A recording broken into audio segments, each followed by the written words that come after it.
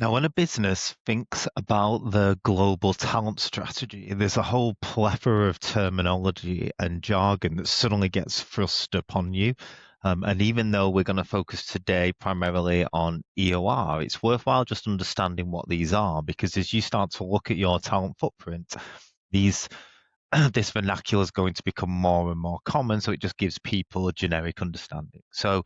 when people talk about, oh, you might need to set up an entity in that country, what they mean is to actually create a company, a physical company where you incorporate a business and you trade actually in that company, and that company might hire employees.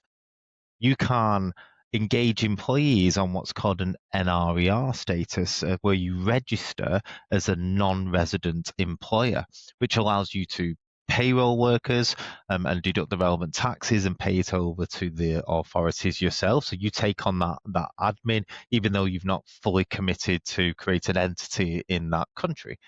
There's then the employer of record service, which we'll come on to shortly in a lot more detail. And then agents of record works very similar to an employer of record, but it's where you're looking to engage self-employed people, so independent contractors and freelancers, where you're not responsible for deducting employment taxes. And then, particularly if we're focusing on the United States, then there's something which is called a PEO, a professional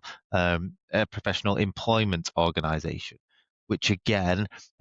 co-employs the worker and works with you to look after all the statutorial responsibilities of engaging those workers.